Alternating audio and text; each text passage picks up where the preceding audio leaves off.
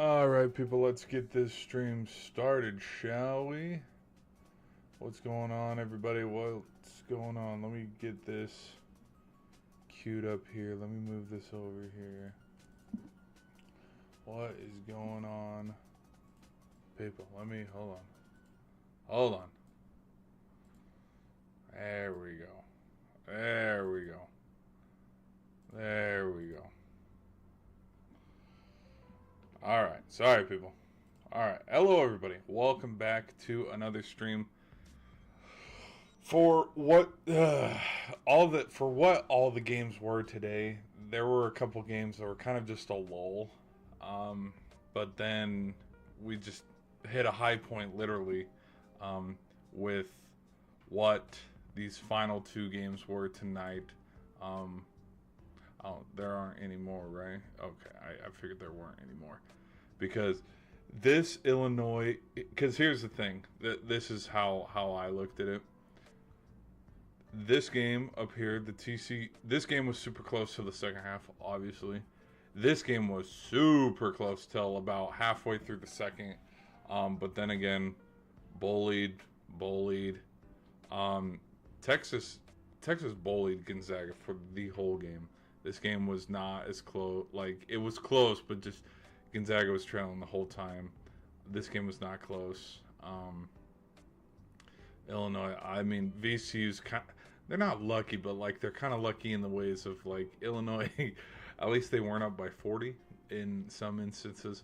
But then these last two final games of the night between Vanderbilt and Nebraska, and then High Point in Arkansas, these games were absolute cinema. They were fun to watch.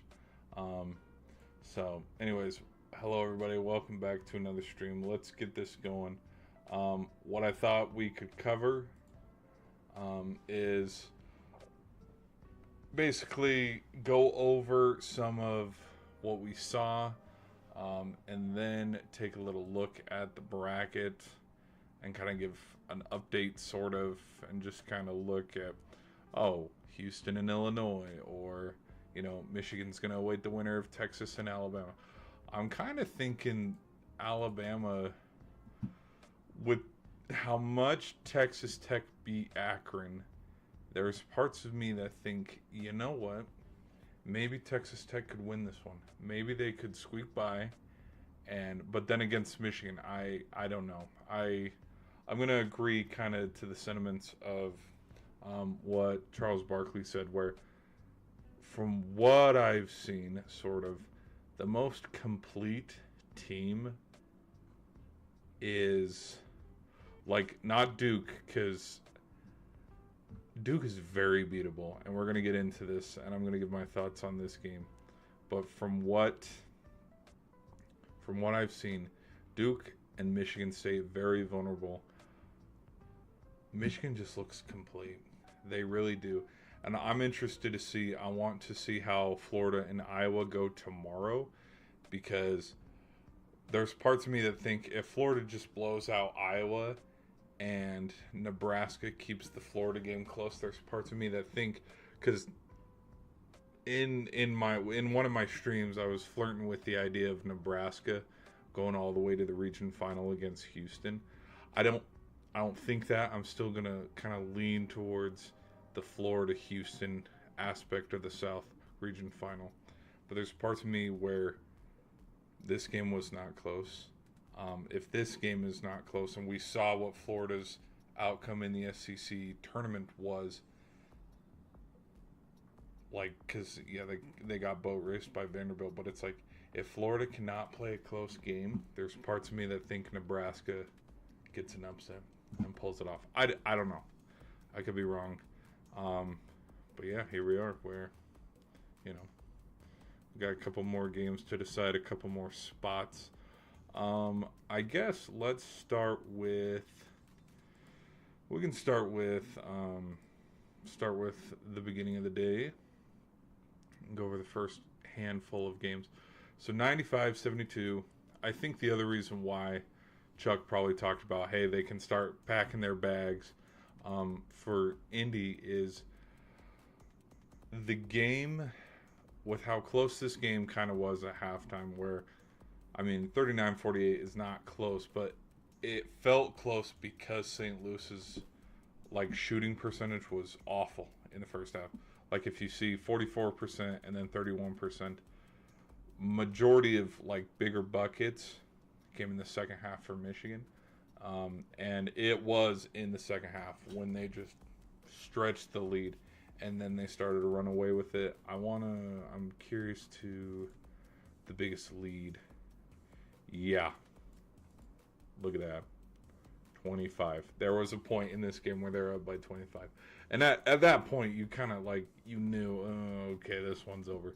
Because, I mean, look at this also. Yikes. They bullied him. They were a bigger team. Lindborg, of course, he had a big game. He had his 25. I do kind of think if Avila had a bigger game, would it have been closer? Maybe it could have been like maybe 85-95, 89-95, something like that. Maybe a little closer if he had a bigger box score. Because let's go check his final stats. Yeah. Not the best game. Yeah, not the best game, which I don't think it discredits his career at all, because you guys have seen the fun nicknames. Here's the other thing. When all of your 5 stars, I wish it would just highlight the one row I wanted to, but when all of your starting 5 has double digits, that's huge. And I think that's another reason what helped Michigan start to pull away in this game is everybody was scoring. Versus you come up here and you got 3 of your starting 5, and then you have to go to the bench to get some help. So like there are a couple bench players here where, 2 points, 3 points, 8 points, where okay, it's pretty even on the bench. But when they're starting 5, and then also look at this, 9 for 13. That's good shooting. 5 for 9, 7 for 12. These are efficient shooting numbers, from their starting 5. And then also from the 3 ball, 3 of 5. Really good. 3 for 5 through. So Cadeau did not. These, okay. Well, okay, I would put a little asterisk on this. And the only reason why I would is these 3 were made in the first half. None of them were made in the second half. So you can put a little asterisk there. But other than that, yeah, no, the second half effort, I mean, as you can see, kind of going to commercial breaks, just how much they started to pull away, 73-58. This play was pretty big. And again, too, the chemistry of, throwing up an alley-oop from half court, or just no other team that I've seen in this tournament has been doing that stuff. So there's parts of me where it's like, okay, yeah, they're probably gonna. I don't. It's too soon to say that I think they could win it all, but 4 teams that I've just been hammering home, and I will admit that I'm wrong on one, and the one that I was very wrong on was Gonzaga, but 4 teams that I've just kind of been hammering home was in like one of my first college basketball brackets. One of the teams that I talked about Duke playing UConn, and then like Gonzaga playing Michigan or something in the Final Four. It was one of those predictions, and the 4 teams that I keep circling and going over, the one that has impressed me the most is Michigan. And maybe it's because Michigan's just that much farther. They were the first team into the Sweet 16. But what I watched out of Michigan in their first game and then in this game, it has impressed me a lot more than what Duke has shown, for example. Because, we can use this as a transition to move to the next segment. You see that? See how I did that? Look at that. Look at those smooth segues. Because, it's Howard. You beat Howard by 21 points. It's like, okay, and the way I look at both of these number 1 wins is, okay, you beat a team by 21 plus. Okay, you beat a team by 50 plus. This does nothing for you. This is, just putting makeup on a pig. These wins are about as credible as football games in the first 3 weeks before we actually get into conference play. Wow. Good job, Oklahoma, for beating up, or Michigan. Good job for blowing out UTEP by 50, or Fresno State by 20, which, funny enough, Michigan in the last handful of years, they haven't been able to do that. Even in their first 3-4 weeks before they get into Big Ten play. If you've watched Michigan football and kept up with it, they barely beat even Fresno State. I was just, that one came up to mind. It took a pick six for them to win that game. It was freaking ridiculous. But you watch college football and you see through the years who Bama or Clemson or any of them are slated to go against in the first week. They roll them. They roll them, and it's not even close. But so these, yes, I mean, it's the first game in the round of 64, and it's a tournament game, but then at the same time, I think the only team, Virginia, we can throw Virginia in there. We can throw Kentucky in there. VCU.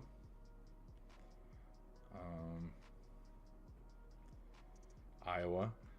Half of these teams, UConn a little bit, but with a tiny asterisk, because the way that UConn was able to space themselves from Furman was kind of the way that, where are they? Texas. The way Texas spaced themselves against Gonzaga. Funny enough, BYU played Texas a little bit closer. I know that it's a stretch to say that, but just when Texas took that lead in the second, it just kind of felt like we saw how the Kennesaw State game ended with Gonzaga, where it turned into foul, take two, and Gonzaga just got into foul trouble. And with the Texas game, where they would just keep extending the lead. Here, in fact, actually, let's go over here. They kept extending the lead, and it felt like, let me show you the team stats. Even with a 6-point lead, it felt too big, considering that Gonzaga at one point was up 8, and it just kind of felt like, well, you blew the lead, you're losing it. You've got one guy, kind of same with BYU and BYU hoops. You got one guy that's showing up, everybody else has to show up too, and they were. And in that kind of same statement, that's how I feel a little bit with Michigan, where let's actually go double check this. Yeah. We got 3 starters. Whoa, this is bad. Maybe it's not. Well, he did play 9 minutes. Did he get injured? Maybe he got injured or benched. I don't know. I missed the first half of this game because what was the other game that was going on during this time? Yes. No, this game.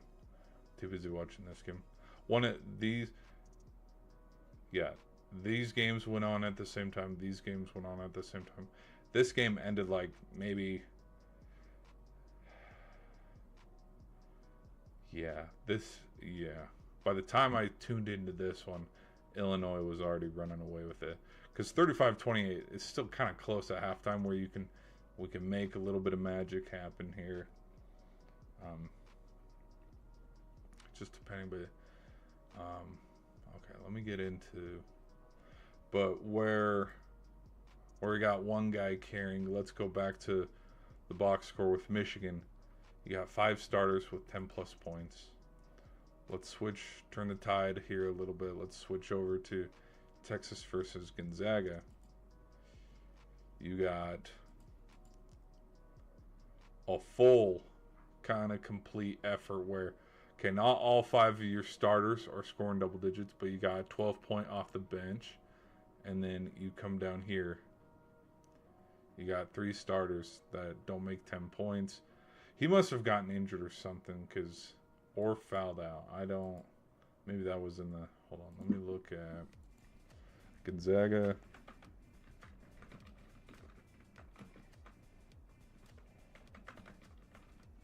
Let me see if he got injured.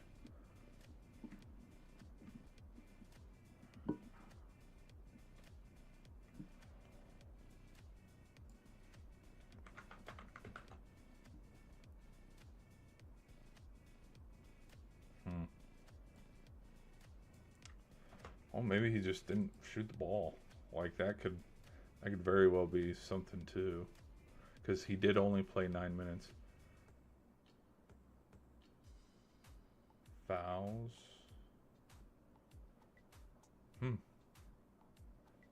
Yeah, I have no clue. I have no clue why.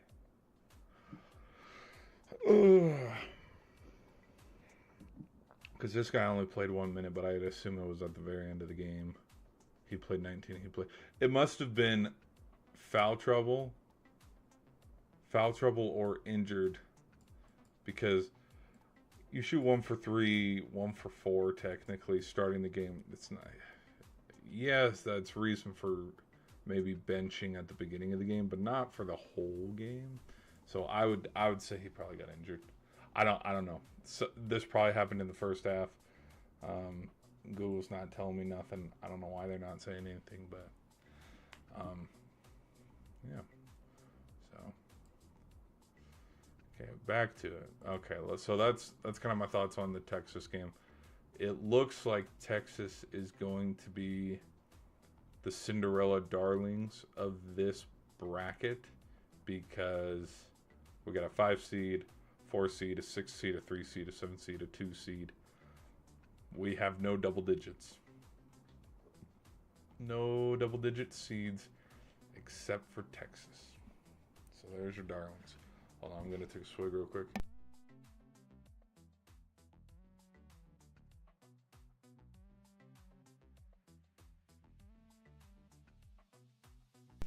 All right. Okay, let's keep it rolling, shall we? The Duke game. Let's talk about Dookie. Here is the thing. I've seen a lot of comments on, and it was around here, 38-38 in the second. There were a lot of people talking about how there was a alley-oop, goaltending. Where's the goaltending? Hold on, let me... Duke goaltending.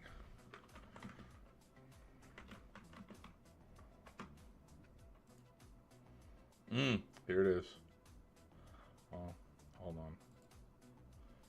Hold on. I don't know. I don't think opening Reddit is the safest thing to do. Hold on, let me... That's funny. This has nothing to do with hockey. That is so funny. Hold on. 2 seconds. Hold on, people.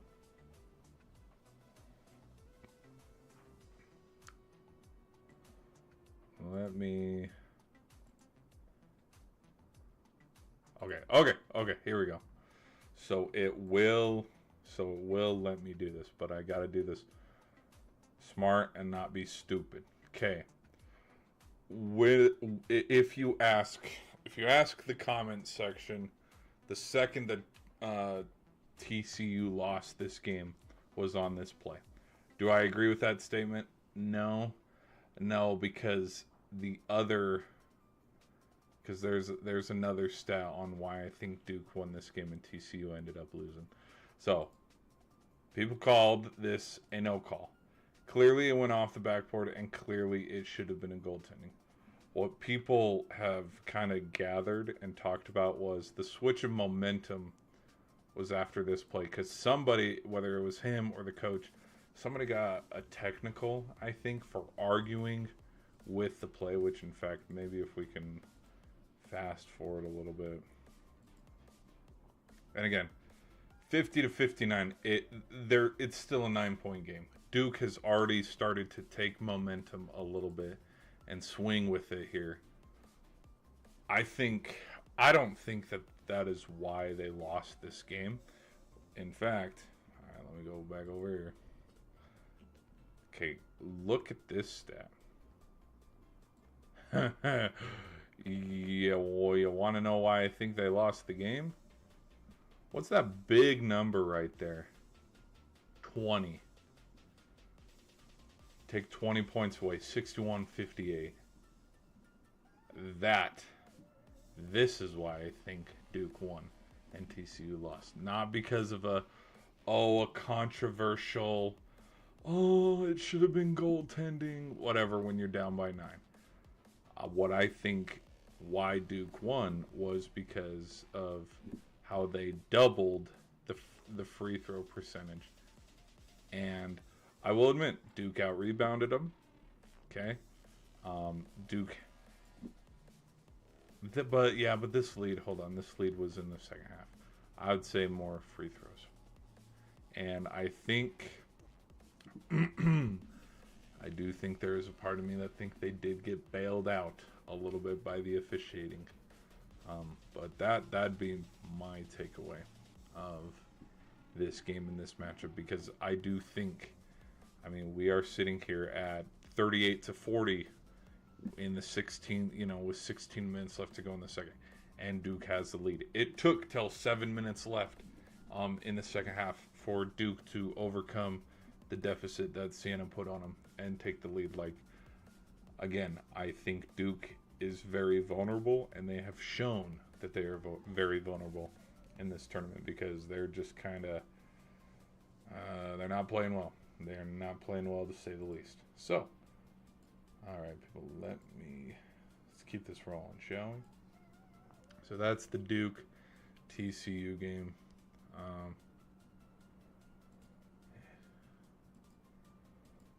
Nothing too wild. Nothing much else for this game.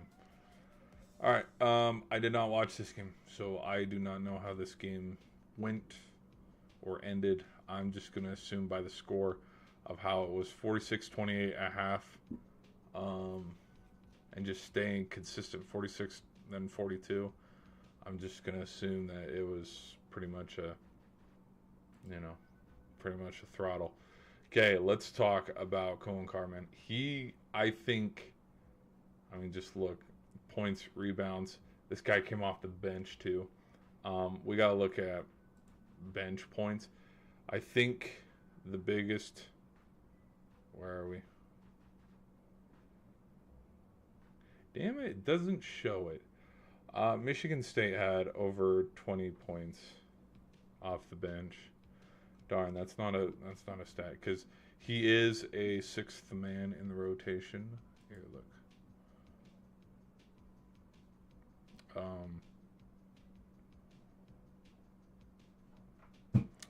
Damn.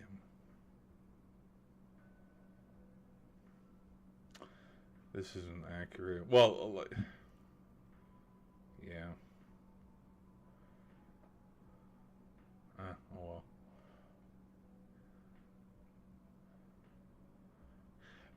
That is so weird, because they were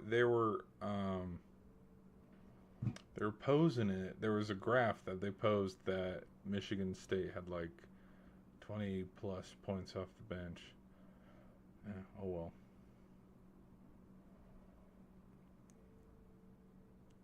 Both of them shot in the 40s, and in the 40s, the 3-ball advantage to Michigan State. Well, actually, no, advantage to Louisville. Louisville made 2 more. Oh.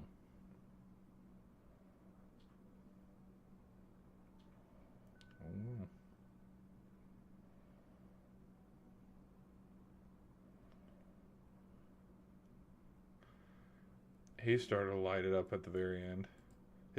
These 2 threes were also in the second half, because he was pretty cold in the first half, and then there was a setup and an assist, and then when he drained that 3, let me go play by play here. Let's do key plays.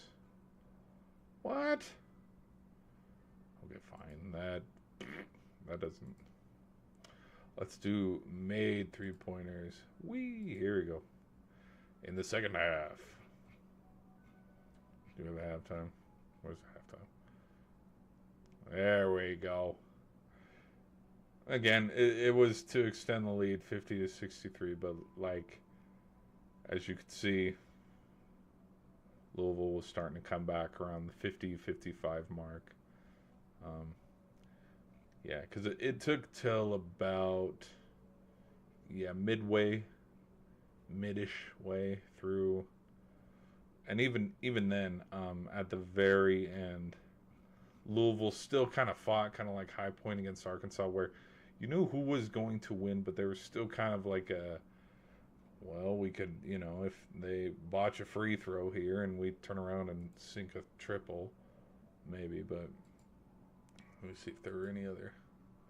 Yep, there's the one.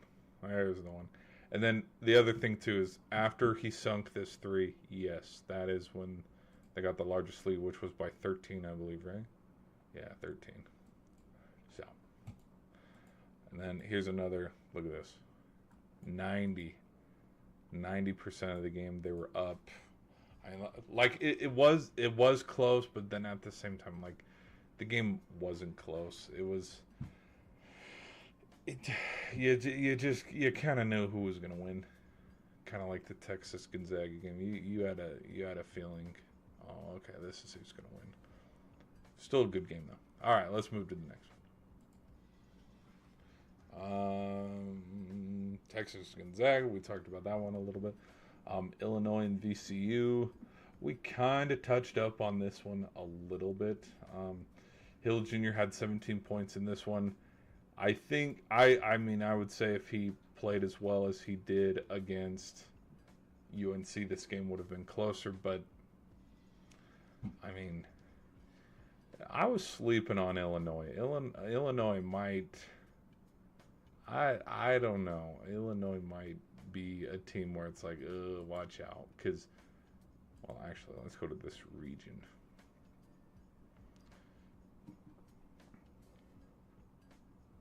You know what would be weird? I think a lot of people put Illinois, Florida. I would not be surprised if we have another kind of like weird setup situation where watch Nebraska get an upset on Florida, and then we have a new representative in the Final Four where it's like, oh my gosh, like Nebraska, they haven't had a tournament win in their their program's history, and then the first year where they get a win was also the year they went to the Final Four. So I'm still gonna lean Houston though. Still gonna lean that way. All right. Let me do another thing here.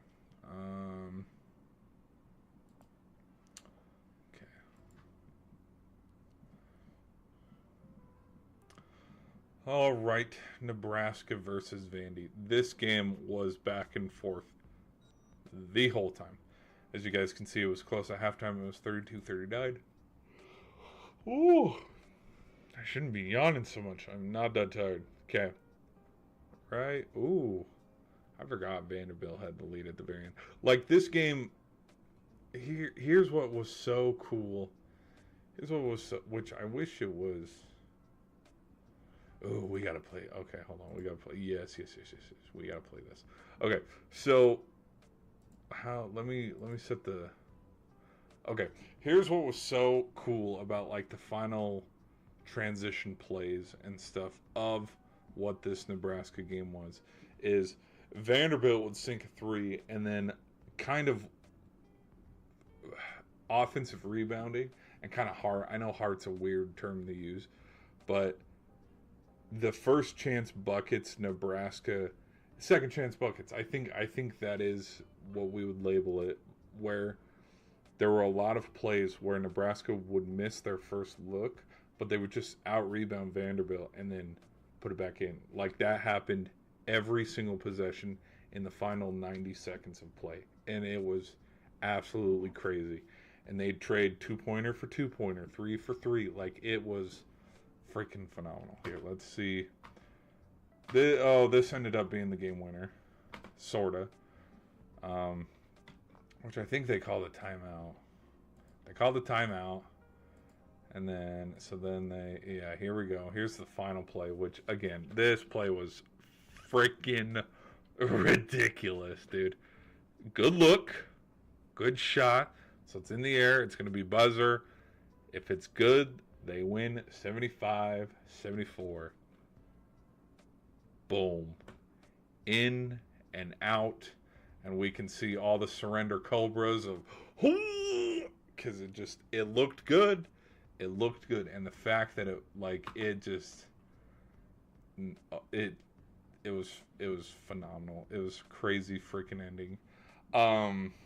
Which I would say this game and then the Kentucky game, those were so far in the tournament. These are the two craziest endings we've had to a game, because back to back, again, absolute legend if that goes in.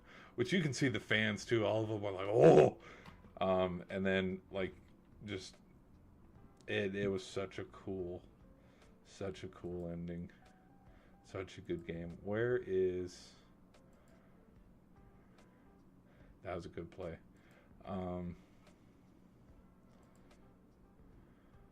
Yeah, let me show you. Let's go play by play here. Let's go scoring plays. Second half. All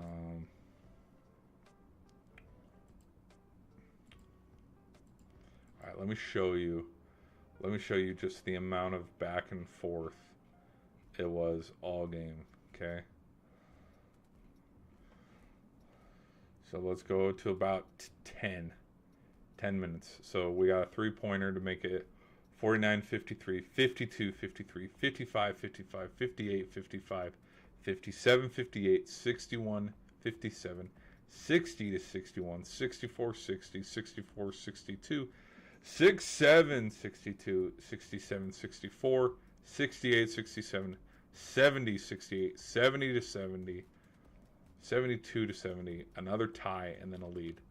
So we have, in the final 10-ish minutes of the game, let's go from here. So in the final 10-ish minutes, we have 1 tie,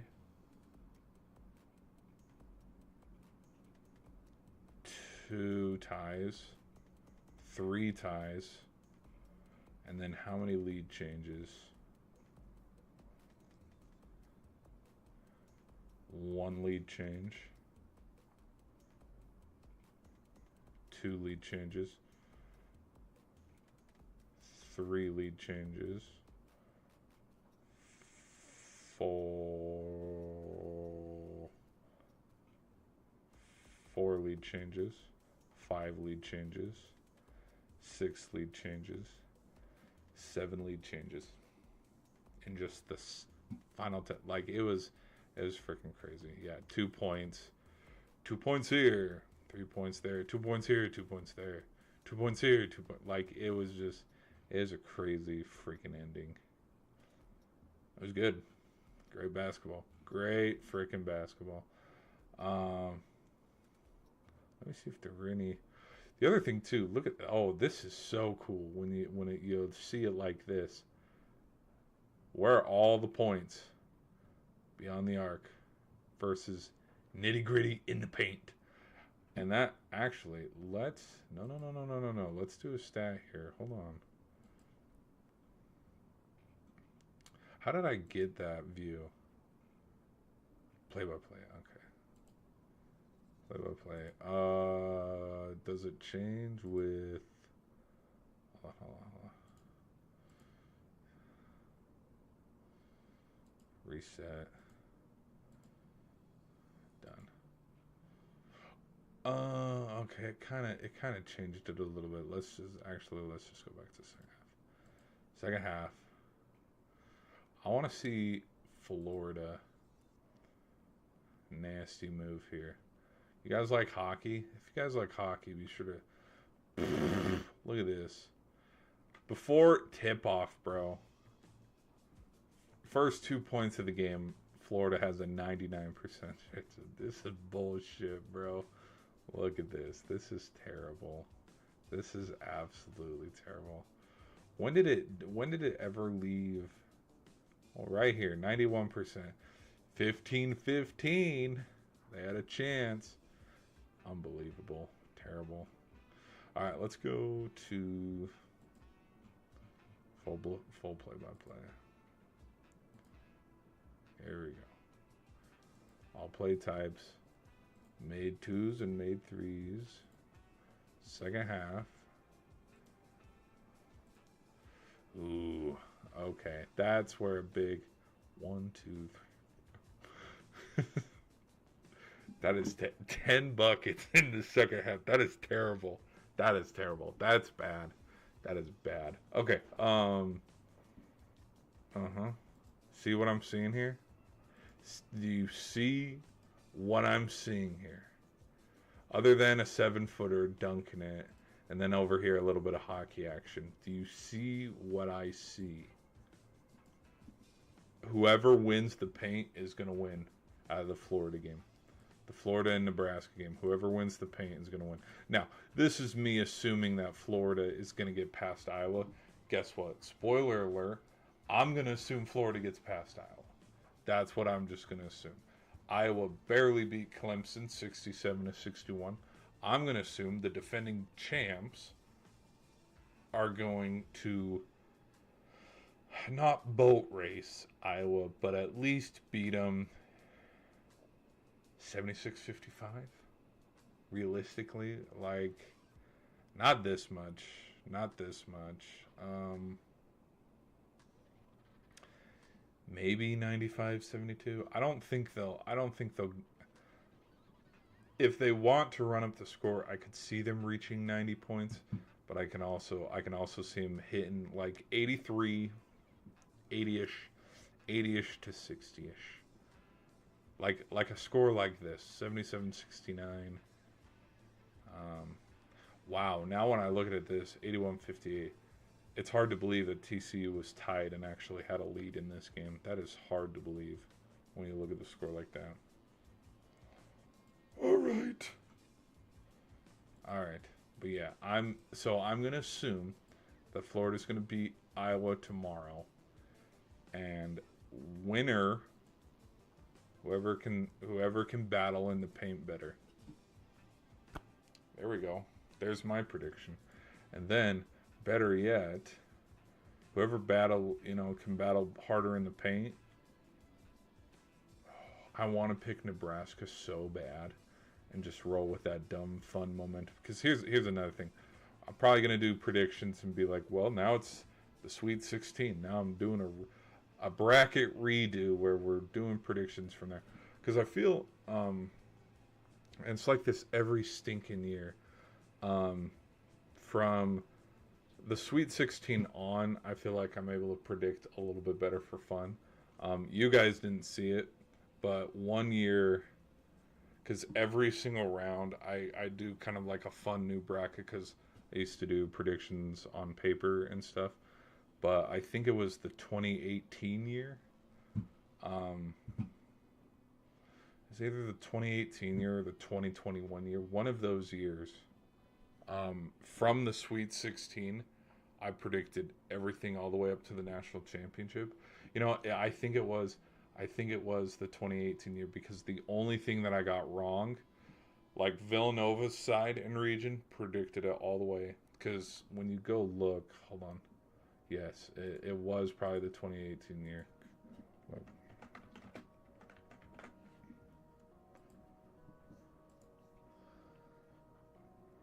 All right. Yes, because from here, yes.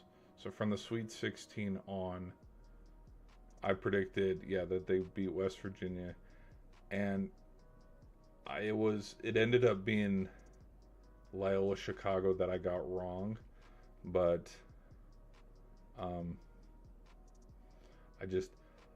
I didn't think with Florida State upsetting Xavier, I kind of thought, you got a lot of momentum here. They're probably going to get past Gonzaga, but I am a big homer for the Michigan Wolverines, so I had Michigan going all the way, and then out of I did not like Grayson Allen and Duke, so I was like, I would love to see Kansas just whoop the shit, because I didn't think Clemson could win and beat Kansas.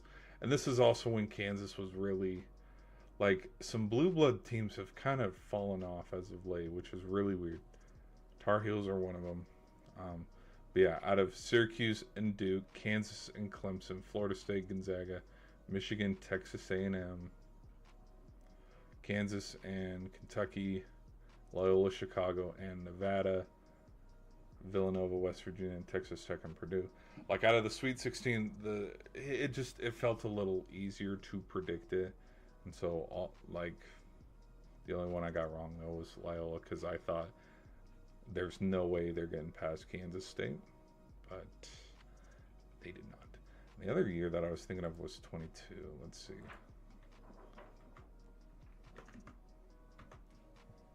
It was 22 or 21. It might have been 21. Because 21, oh my gosh, don't even look at it. 21's bracket. My 21 bracket is awful. I had Gonzaga. I might have had with Villanova and Baylor here, I might have had Nova, and then I had Michigan. Yep, I had Michigan winning this game. And then I had Illinois. I had Illinois versus Michigan in the national championship. Boy, was I wrong. Oregon State, look how far. Oregon State, here's the funny thing about Oregon State. Oregon State has been kind of a team like Arkansas that has been creeping around, and let me show you why. So there's the 21 year, and then look at, where are they?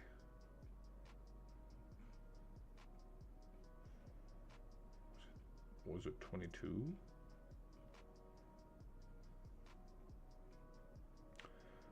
Nope. Maybe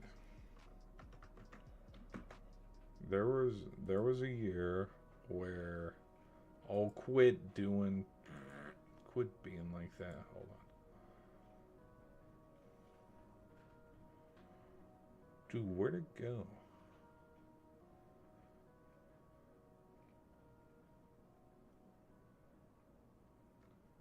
You kidding me? What? There's no way. What was there was a year where it couldn't have been just 2021. It was the year.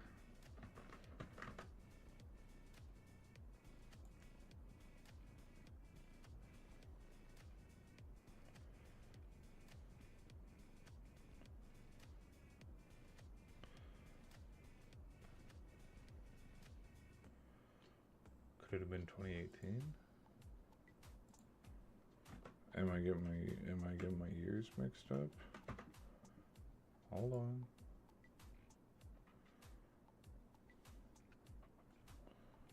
No, there was a year. Unbelievable. Is stupid. No, there was, okay. I feel like I'm tripping now. There was a year where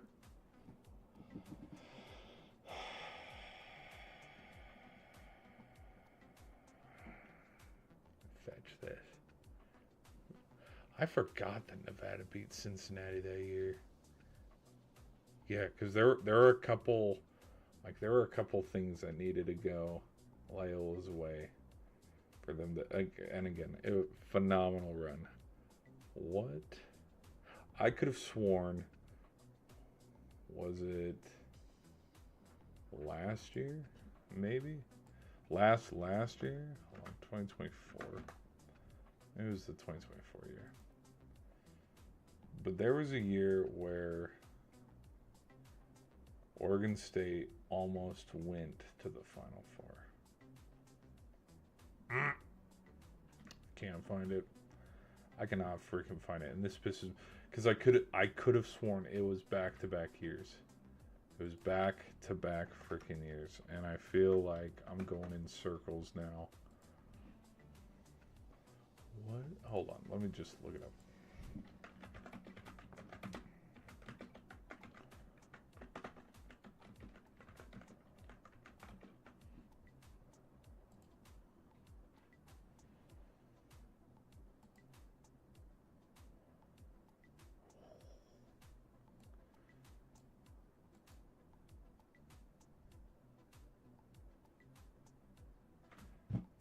Maybe it was just... Maybe it was just 2021. Well, then, was there a... hold on. 2021.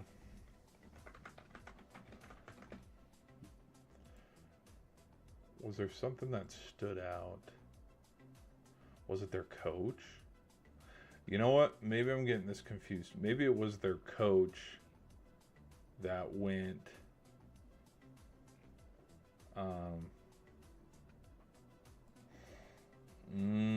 it might have been their coach. It might have been their coach that went back to back. Because, okay, he must have jumped ship and went somewhere else. Because this isn't this not BYU, Purdue's head coach?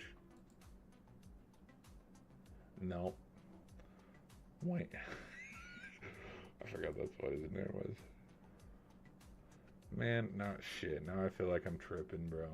I could have sworn Oregon State was in the region final this year and in 2023. I could have sworn that, because it was no, or was it West Virginia? Hold on. Oh, this is pissing me the hell off. This is pissing me off. Now we got to do a deep dive. Now I got to go look because it's pissing me off. Okay. Yes, San Diego State upset Bama. Furman, after upsetting Virginia, lost to San Diego State, and then San Diego State played Creighton here. I picked Creighton. I also picked... I think I picked the Horns here, because this is also when Gus Johnson lookalike was the head coach at Texas, which on a stream, you can go look at it. I made a prediction after Texas lost to this right here. I made some kind of prediction because, hold on, there was a...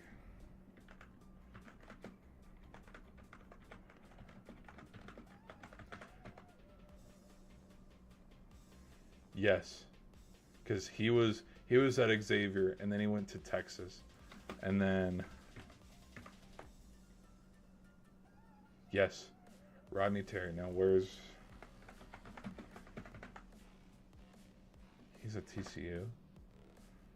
Okay, maybe it must have been the Texas versus TCU game or something. There was no. When did Texas? Hold on.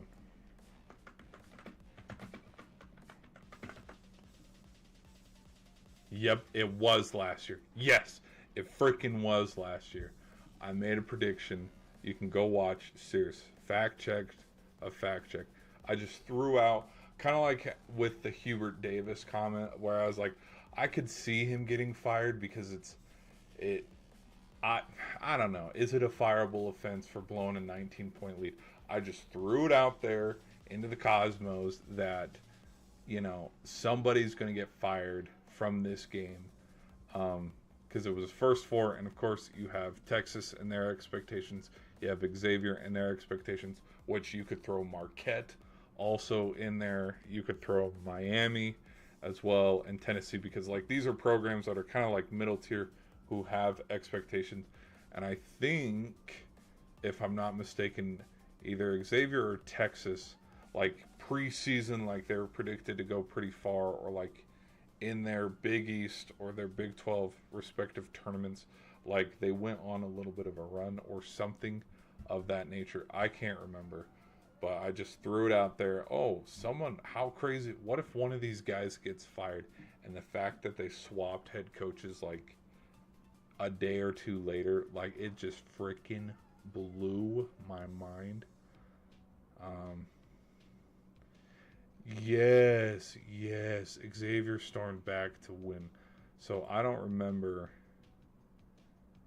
Um, let's go back to team stats. Yes, they blew a 13-point lead. I don't remember it exactly, but like just this, it's starting to come back to me. It's starting to come back to me a little bit. Um, but then yeah, see, and this was in the year before, because this is them, and they played Texas won, because this is what put kind of Texas on the map.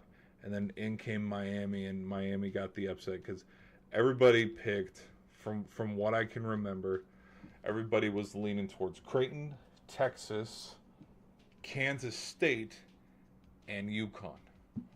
I was an idiot though. I was still picking Gonzaga because my Final Four, whoever won this one was going to the Final Four. And then down here, I believe I picked that year. I think I picked Xavier. I think I was a dummy hit and I picked Xavier. I don't know. Either that or Texas. I don't remember. I was a dummy hit. And I picked Creighton out of this bracket because I didn't think Bama's never been good at hoops. They've always been football, and so I saw right through that. And I had Virginia. I had Virginia and Creighton, I think, in the final, because I knew Arizona was going to get right here, and it was going to be Arizona Creighton. Then I had Creighton moving on, but the fact that they couldn't even get going. Same with Missouri too. Like the fact that it got them, and this game was close too. Like they went on the little bit of their Cinderella run all the way to Sweet 16. Like it just, yeah.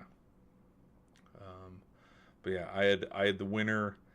I had the winner of this game beating Arizona here and then playing, I believe, Virginia, because I thought, okay, if Virginia gets past Furman, they're probably going to get past San Diego State, and then we have Virginia, Alabama, and Alabama's not. So I did have Virginia in the region final over there, and then I think I had Creighton from the get go. Creighton or Baylor. I'm gonna be honest. I probably was leaning Baylor. I don't remember. And then out of them, I think I was leaning Purdue, Memphis, Duke, Tennessee, Duke, Purdue, and Duke. Probably Purdue. Sparty. No, Marquette. Yep, no, I picked Marquette. See, there's Marquette. I was wondering where they were. And then, because Marquette won the Big East that year. No, they didn't. Hold on.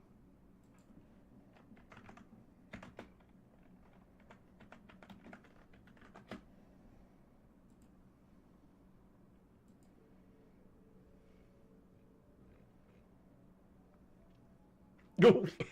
Yes, they did. Yes, they did. They beat Xavier. Yes, they did. Okay. They did beat. Okay. Marquette. Yes, they did. And Xavier. Yes, they did. They did. They did freaking beat Xavier. Dude, I do not. That is why over. Oh my gosh. It's coming back to me. I think that is why I overlooked UConn that year. Because I had. Okay, so this breaks down. And again, tournament champs. So then I had them playing maybe Kansas State, because Kansas. So then Marquette and Kansas State, and then I remember this game because this game was good.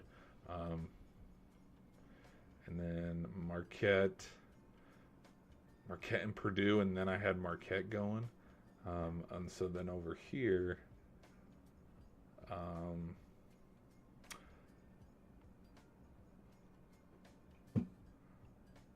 Kansas, yes, Kansas versus UCLA or Gonzaga, and then I was leaning UCLA.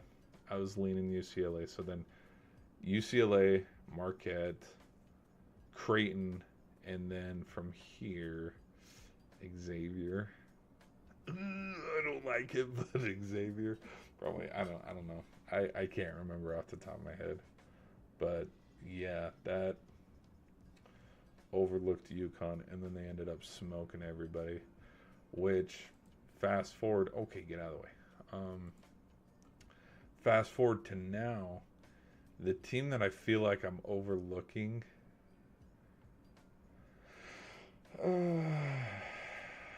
See, we haven't even gotten that far. We have not Michigan, because we haven't even gotten that far yet in tournament for me to be like, well, I feel like, oh no, I know exactly what Illinois.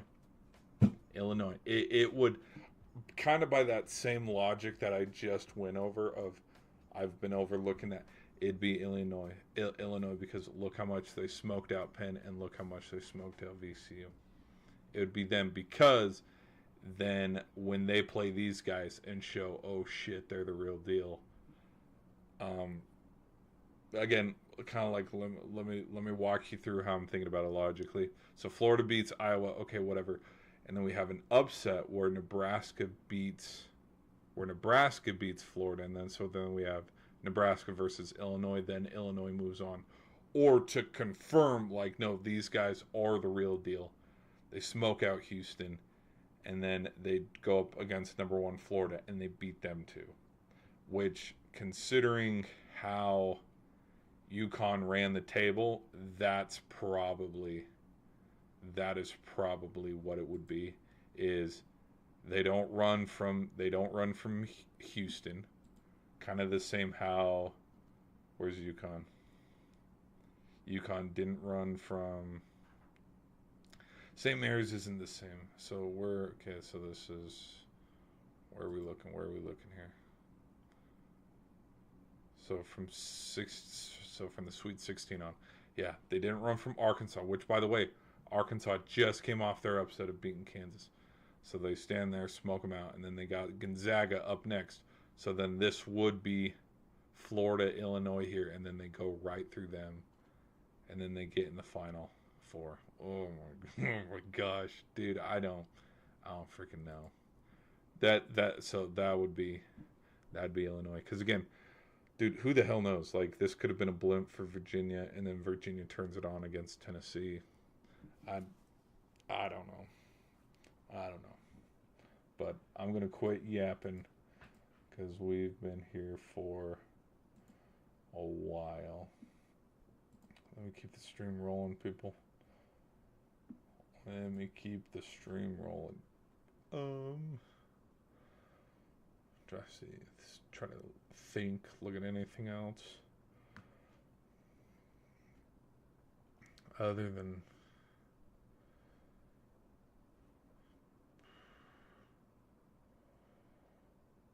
oh, is that player healthy yet? Let me see.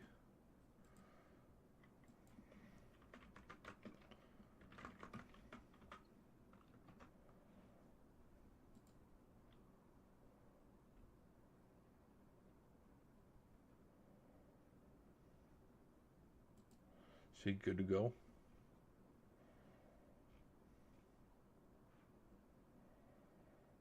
Left ankle injury, yes.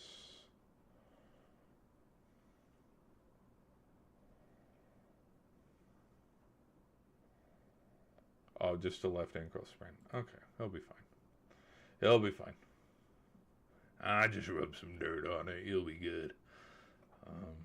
Damn.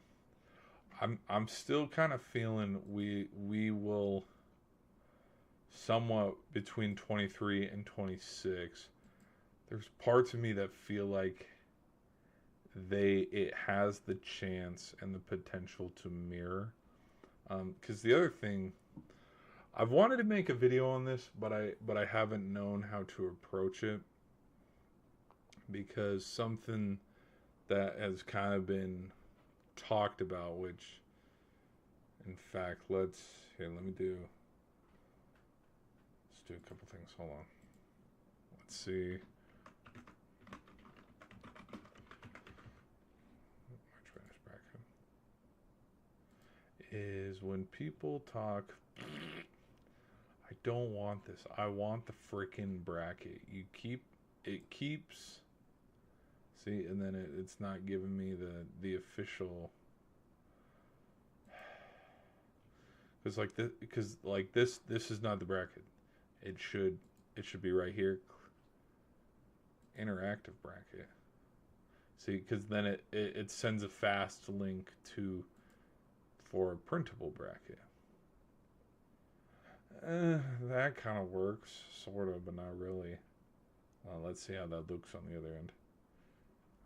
No, not really. So Tennessee's a 2, Houston. Yes, I do remember. You could chalk it. I forgot Texas Tech was in the region final last year. I forgot that. But then yeah, 1-2, 1-2, 1-2, 1-3, and then 1-1-1-1-1. Chalked it up. Because people were like, there's no way you could have a 1 seed. And I was like, yeah, you could.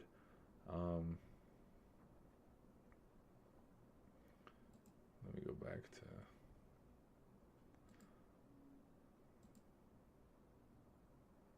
Let's go back to here.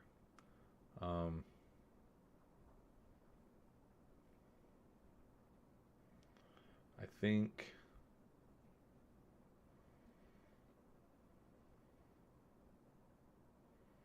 Ooh, let's even go further back. So we got a 1 and an 8. And again, Florida barely beat them. Florida barely beat them.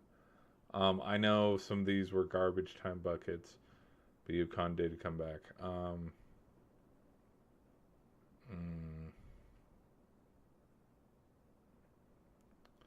there's your darling right there. Arkansas, because they beat St. John's.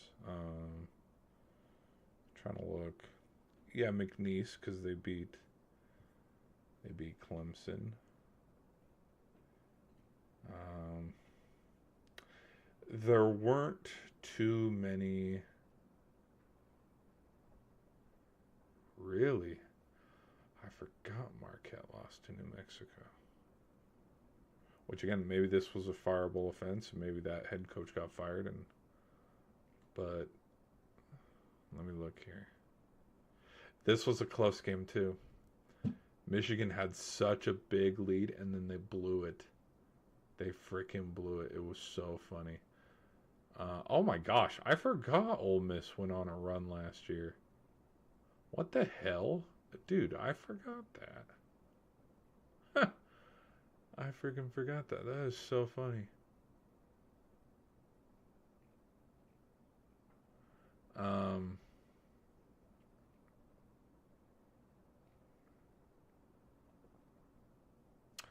This took a buzzer beater too.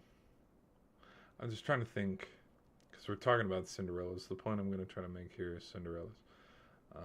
And then we all know about 23, so we don't need to go over 23. Let's see the 20. Did the 24 bracket have too much chalk? Let me go look at the 24 bracket.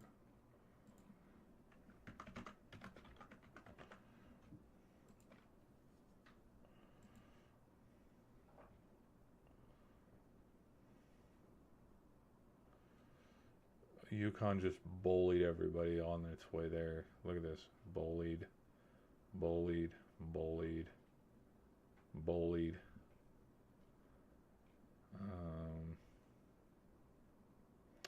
Oh my gosh. Bama and Clemson was I forgot about that. That is so funny. That is so funny. See this right here? This is also why I'm not bought in on Arizona at all. This is another reason why. Oh my gosh, dude. Freaking, whoa, hold on. I forgot about this game. how did I don't know how Michigan State lost that one. I don't remember this one. I don't remember this one either. So how they got to there, I don't remember. Um, Tennessee. We do remember the NC State and their fun Cinderella run. This right here, NC State, is the exact reason why I think, which they, yeah, they just, yeah, they got outmanned by Purdue, and then UConn outmanned Purdue as well. I think NC State realistically probably be the last Cinderella team? Very much, yes. They probably could. But I think when you look back at some of the other tournaments, because this one was wacky. I don't think we're gonna have another weird wacky, because 5 seed, 9 seed, 5 seed, and a 4 seed. Let me see how many.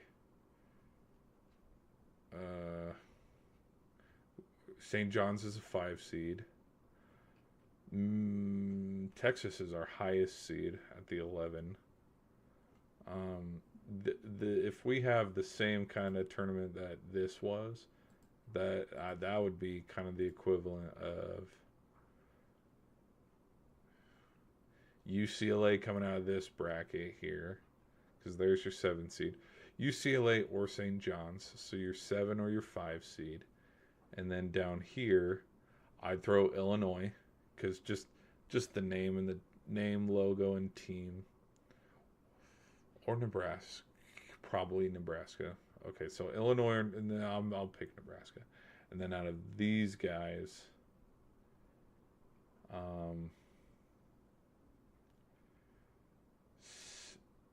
6 Kentucky. I'll pick, because no, 6 Tennessee, and I'll pick Tennessee because Kentucky's been to a lot of Final Fours in their program's history.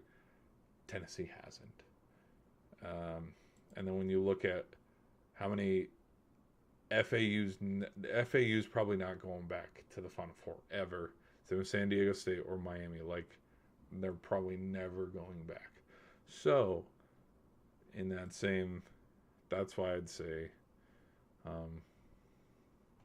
yeah, it'd probably be a weird team like Tennessee.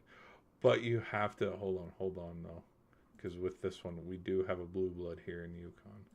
So then we would probably pick, or maybe out of this one, we could have Michigan. So then we have Michigan, UCLA is a blue blood. So we'll pick St. John's. So like Michigan, St. John's, Texas, because there's your 11 seed. So St. John's, Texas, Michigan, and Nebraska.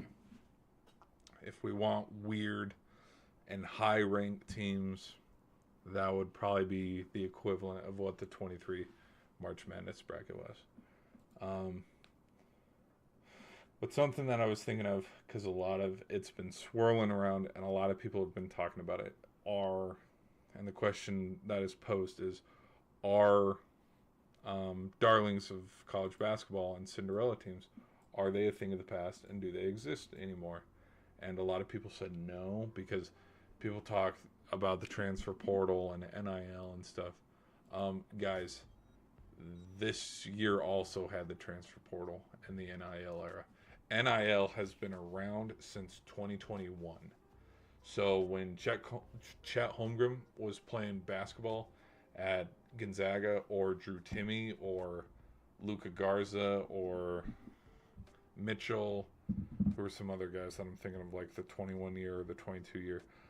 Caleb Love from UNC to Arizona. Half the reason why, we know like the teammate stuff with that, but the other half the reason why he went to Arizona was the paycheck as well. You look at the transfer portal now, what was the biggest team to go to? Michigan, because they had the most money.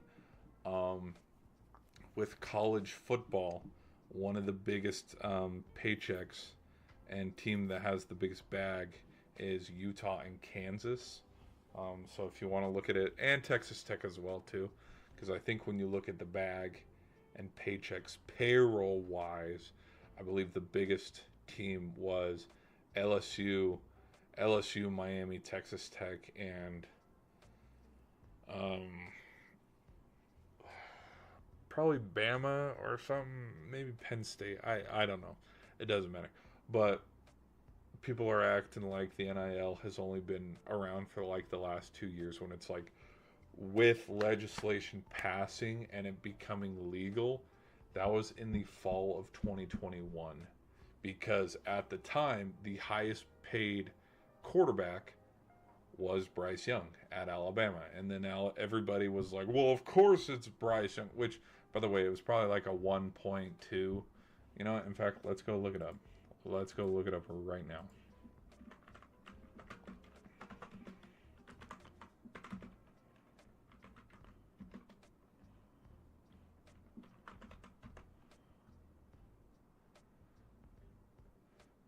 Exceeding 3.5 by the end of his career. But that was, yeah, yes, 800,000. So 800,000, because yes, 800,000, with the first, because again, he played the, because he was drafted in 2023. So the 2020 season was Mac Jones, but he played the 21 and the 22 years. So 2 years. Okay. Yeah, they talked about this 800,000 was the first one. Anyways. But yeah. Actually, let's go look up.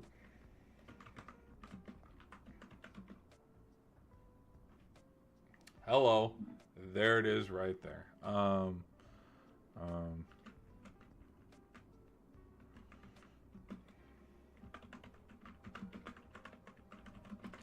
no, actually, no. Let's go look up who had the most, who was paying the most, highest paid.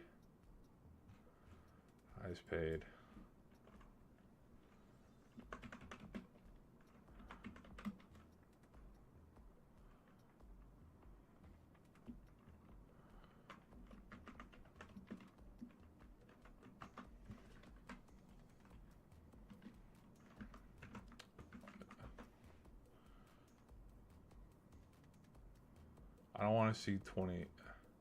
Yeah, began July 1st, 2021. I want to see. Of course, it's Texas and Ohio State, but like at the time, like if we went into it, we hopped in our little time machine and went to the fall of 2021. College football top 50 programs. Oh my gosh, there's going to be so many ads. This is going to be a problem. Well, of course, Oregon's like number one because they, Texas A&M. You know what? Actually, it was Texas A&M. And the reason why it was Texas A&M is, remember the Bama, Jimbo Fisher, and Nick Saban when they were chirping at each other about buying players? That's who it was. It's Texas A&M. Texas A&M had the highest. Anyways, point I'm trying to make is, all of this to say, to come back around to it, is in 2021, that is when buying and increasing your rosters with players and whatnot, that's when that became like kind of the norm. I would say, especially now, where you have players who, oh, it's not working, I'm not going to be a starter here, okay, I'm leaving.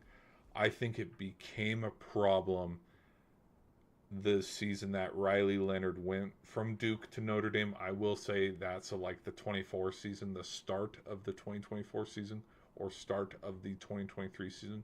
Either way you want to look at it. After Caleb Williams and Jaden Daniels, because Daniels played 2 years at LSU, I would say that is when it became like a staple of like a problem. Because like homegrown quarterbacks like your Stetson Bennett's, your J.J. McCarthy's, your who else stayed kind of true to their program, Cade Klubnik, Drew Aller, like these guys did not grow on trees. I mean, even as a Sun Devil fan myself, like Sam Levitt came from Michigan State. I know that. Like Cam Scattaboo did not, wasn't, you know, grown and fed here. He started at Sac State before he came over. But like, um, people just think, like, if you ask the media thinks that the NIL has become something in the last 6 months, which is absolute horseshit. Like, if you've been paying attention, it's been around forever, and every single team has, yes, bought players, improved their rosters, and went and got big names to try to compete.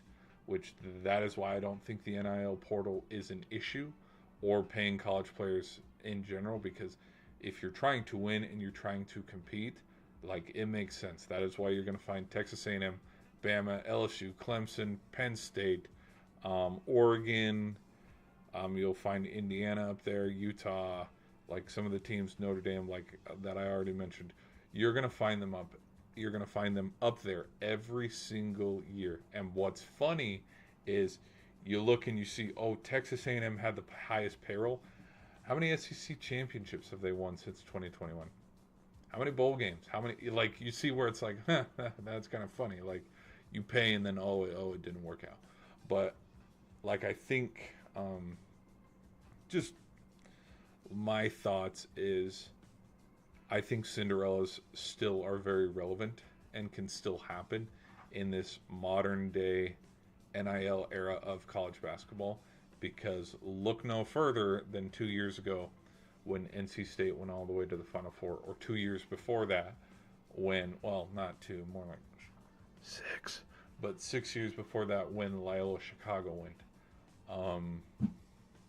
And then even the year before this, like, just because you don't have a full roster full of guys, like how, for example, Elliot Kudrow went from North Carolina to Michigan, like, even in the 2023 bracket, you had FAU, San Diego State, you had, like, you compare those rosters and their NIL earnings against probably Bama, or you compare those roster earnings compared to, like, Duke now, or Houston, or Florida, or Arkansas, for example, because Arkansas is a really good team right now, and they're currently on a run. St. John's, UConn, like, I think half of what it is seeing UConn go back to back. I think that's a big thing.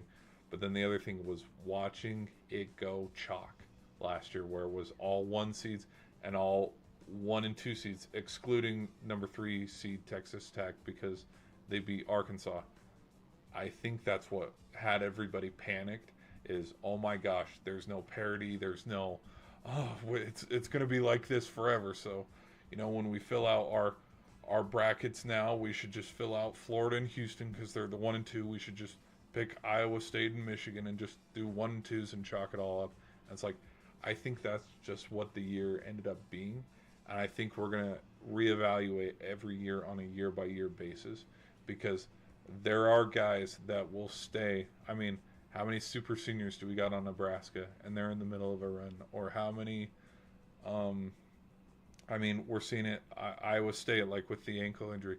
If he goes down and then Kentucky moves on, Kentucky versus Tennessee or Virginia, hey, there's a new team we haven't seen in a while, you know what I mean? And then Tennessee versus Michigan, there's parts of me that go, yeah, Tennessee probably could get an upset here or something, even though I feel Michigan is kind of a full, complete team. But just because, Texas is the long shot right now, and they're the darlings because they're the highest ranked team that's still in the tournament play. But like, we just assume because we had 1 year like this where it was just chalk, it's like, oh, we'll never see upsets anymore. And it's like, we saw an upset tonight. We saw 2 upsets tonight, actually. So I just think there are players that will stay loyal to their teams, and there's going to be, I don't know, like, I think blaming the NIL because we don't have Cinderella teams and Cinderella runs, blaming that's not happening because of NIL and paying players. I don't think they correlate. I really don't, because if that was the case, then we shouldn't be having this discussion again for the next 3-4 years, and then in 3-4 years let's come back and go, oh, every region final was a 1 and a 2 seed playing each other. Every Final Four was 1 or 2 seeds. Like, that's not going to happen. That's not going to happen. And if we were to chalk it up and every player of everything or something, here's what's going to happen. If that was the case, Arkansas wouldn't be as far as they are. You know what I mean? Duke would have everybody. Duke, St. John's would be ranked higher, which weirdly I think they were ranked weird this time around. But like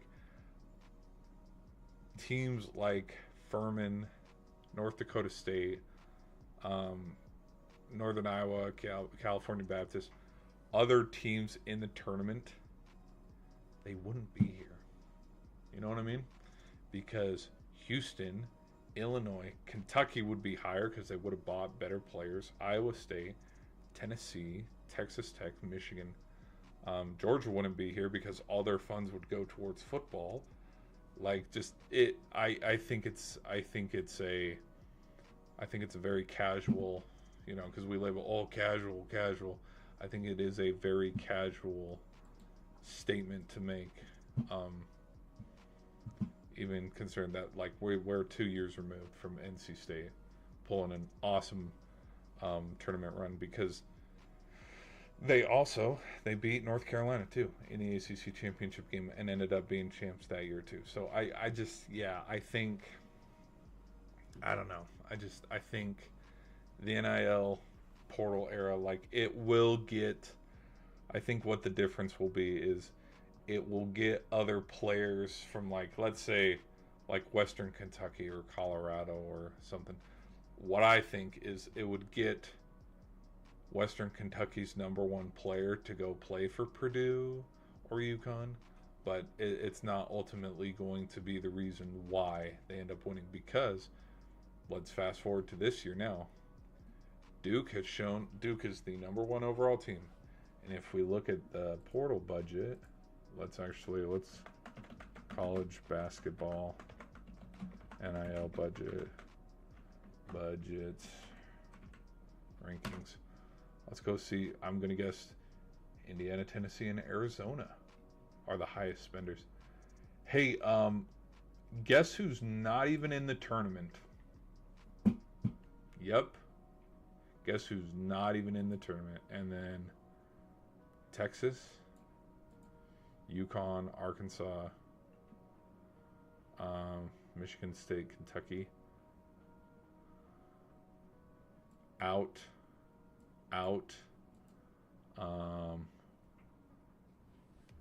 Didn't even make it. Big 12 pays the most. Well, okay, never mind. They're all pretty even. They are actually all very even. We knew this, which he's injured. But you have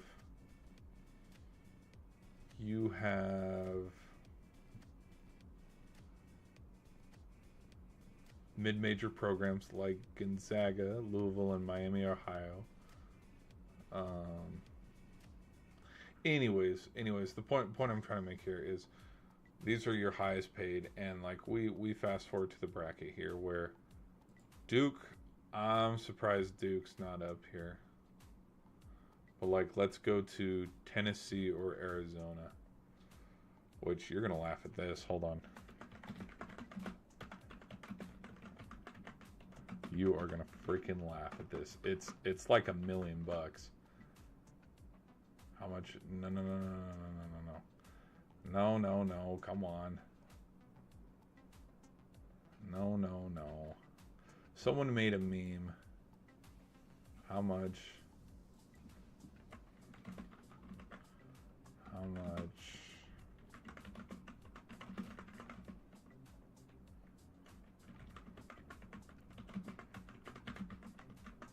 Because someone did the meme about how much head coach salary of 1.5. No, come on. It's not going to disclose it. But they made a meme on how Utah State's NIL roster cost like 1.3 million or something like that, and Villanova's was over 10. So something stupid like that. Which again, you go to how like it was hovering around 30 million, hovering for Utah State. So we have a $30 million roster against a $2 million roster, and the Aggies have the chance to do the funniest thing ever. So, yeah, I think, yeah. And so with Duke, I know it didn't show Duke on that list, but Duke is up there as well. But you know, you have UCLA that was not ranked, or you have Texas was up there as well, but like Miami and Purdue, they're like these teams. Again, you have one of the highest paid players, and the highest paid players, one of the highest paid rosters, and it's like these guys could get bounced by St. John's in the next round, or Arizona could lose to Utah State. That is a significant chunk less of money in the millions. So, all right, people, we're gonna end this stream. I've been yapping a little bit too long about college basketball, but I thought I'd just give my thoughts and reactions to the game tonight. Let's end it here. I thank y'all for watching. Be sure to hit that subscribe button. Oh yeah, we've almost been streaming 2 hours. Holy hell. Cool beans. We're gonna